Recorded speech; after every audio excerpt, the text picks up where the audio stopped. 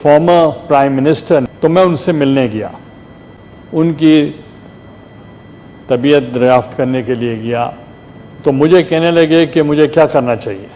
अगर इलेक्शन भी हो गया तो फिर भी तो इन्हीं में से लोग आएंगे, और जो हुकूमत के लोग होते हैं वो सहारा देने के लिए तो कह देते हैं कि जी हम बड़े स्ट्रांग हैं, मगर अंदर से उनको पता था कि ये जाने वाले हैं, कि उनको पता था कि हम नहीं रहेंगे। मुल्क होगा तो पार्टियां होंगी। हमारी तैयारी नहीं थी और हमें नहीं आना चाहिए था, मगर फिर भी वो आए थे। को हुकूमत में नहीं आना चाहिए। अस्सलाम वालेकुम नाज़रीन इकराम, आपको मुकम्मल वीडियो दिखाते हैं। पूरा मुल्क इस वक्त हुकूमत पर तनकीद करता दिखाई दे रहा है। ख़ास तौर पर डोनाल्ड ट्रंप के हमले के बाद पूरा मुल्क कह रहा है कि कैसे शख्स को आपने नोबेल प्राइज़ के लिए नामज़द कर दिया। पीपल्स पार्टी ने बजट के हवाले से अपने तमाम तर तहफ़्ज़ात हुकूमत के सामने रख दिए। इस वक्त मुल्क के अंदर जो सूरत-ए-हाल है उससे लग रहा है कि पीपल्स पार्टी भी हुकूमत को किसी भी वक्त सुर्ख झंडी दिखा सकती है। पीपल्स पार्टी पहले ही कह चुकी है कि हम आपको वोट नहीं देंगे बजट के हवाले से। आप वीडियो देखिए, फिर इस पर बात करते हैं। मैं इसलिए कह रहा हूँ कि उनको पता था कि हम नहीं रहेंगे, और जो हुकूमत के लोग होते हैं वो सहारा देने के लिए तो कह देते हैं कि जी हम बड़े स्ट्रांग हैं, मगर अंदर से उनको पता था कि ये जाने वाले हैं।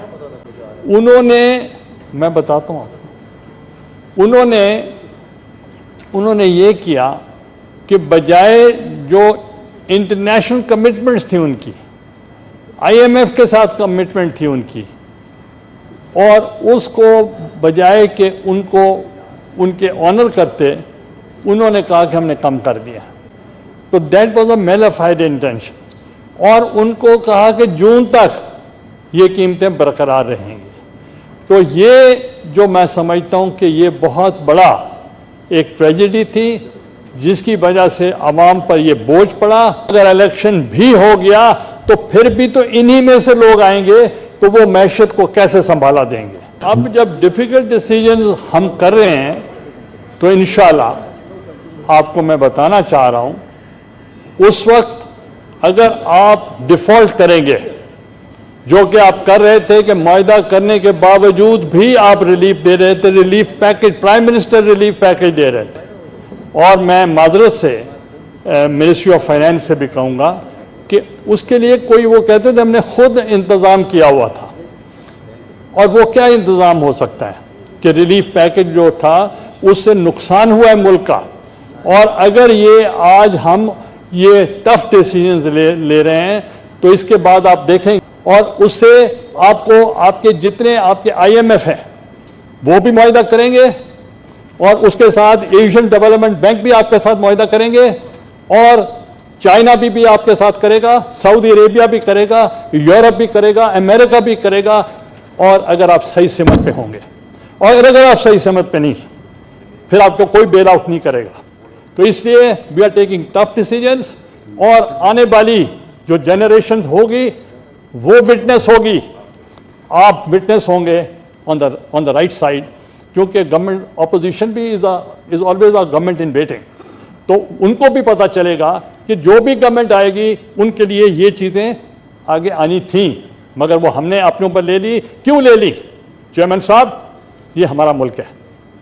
अगर हम चाहते तो हम पॉपुलर डिसीजन करते, आवाम को खुश करते, अपने इलेक्शन को जीतने की बात करते कि किस अक़दाम से हम इलेक्शन जीत सकते हैं, जैसे इन्होंने किया था कि 3 महीने जून तक हम कोई इजाफा नहीं करेंगे और बल्कि कीमत कम कर देंगे।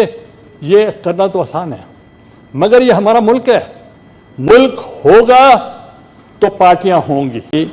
ये बहुत ज़रूरी है, क्योंकि मुझे याद है कि फॉर्मर प्राइम मिनिस्टर ने कहा था कि हमारी तैयारी नहीं थी और हमें नहीं आना चाहिए था, मगर फिर भी वो आए थे।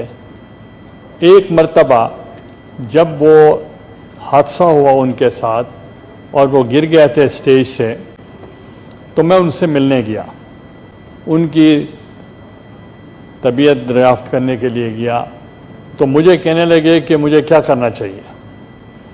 उस वक्त 2013 کی بات ہے. میں نے کہا کہ آپ کو حکومت میں نہیں آنا چاہیے چونکہ جو کے پی کی گورنمنٹ ہے اس میں فاٹا بھی ہے اور FATA is directly under the president of Pakistan اور تمام انٹیلیجنس ایجنسیز وہاں فاٹا میں ہیں. تو آپ کے پی کے کی گورنمنٹ اگر کر بھی لیں گے اس کا آپ کو فائدہ زیادہ نہیں ہوگا. ہی ایگریڈ ود می. اس وقت ہی واز ناٹ ویل، سوئے ہوئے تھے. اب یہ جو آج کی بجٹ تقریر ہے میں وہ دو حصوں میں اس کو سپلٹ کروں گا.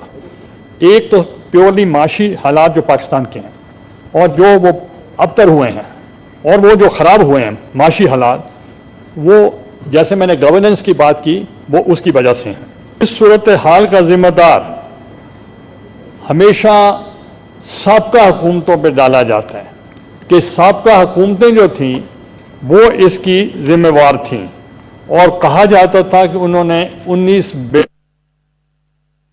مگر ان کا جو اس کو کم کرنے کا طریقہ کار جو انہوں نے کیا، انہوں نے فوری طور پر معیشت کا پہیہ جام کر دیا اور اتنا اور وسیع پیمانوں پر ٹیکسز کا بوجھ ڈال دیا گیا اور شرح سود کو دوگنا سے بھی زیادہ کر دیا گیا اور کرنسی کی قدر میں 40% کمی کر دی. تو یہ کارکردگی تھی جس کی وجہ سے یہ بد انتظامی ہوئی اور آخری سال امپورٹ کے لیے دروازے کھول دیے گئے اور اتنے کھلے کہ نتیجتاً 70 بلینز امپورٹس پر پہنچ چکے تھے جس کی وجہ سے کرنٹ اکاؤنٹ خسارہ 15 ارب ڈالر کے قریب پہنچ گیا. اس فگر کے قریب جو سابقہ حکومتوں پر تنقید کیا جاتا تھا کہ جی یہ ذمہ وار ہیں اور نشان وہ 8 سے 9 بلین کے ذخائر اس سطح پر کم ہیں جو ان گزشتہ حکومت نے 10 ارب ڈالر کی سطح پر ان کو ملے تھے. اب وعدہ جو انہوں نے کیا تھا کہ ہم کمی کریں گے اور جو کمی کرنے کا طریقہ تھا وہ میلا فائدے تھا کہ کہا جب پوری دنیا میں قیمتیں بڑھ رہی تھیں تو انہوں نے کہا. ناظرین کرام، آپ نے تقریر دیکھی یوسف رضا گیلانی کا انتہائی جذباتی خطاب. آپ جانتے ہیں کہ پاکستان تحریک انصاف اس وقت عمران خان سے ان کی ملاقات نہیں کروائی جا رہی اور کے پی کے بجٹ کے حوالے سے پاکستان تحریک انصاف بڑا سخت موقف لینے والی ہے اور اس وقت پاکستان تحریک انصاف یہ سوچ رہی ہے کہ ایک بڑی تحریک کا آغاز کر کے اس حکومت کو گھر بھیجا جائے تاکہ عمران خان سمیت جتنے بھی سیاسی اسیران ہیں ان کو رہا کیا جا سکے.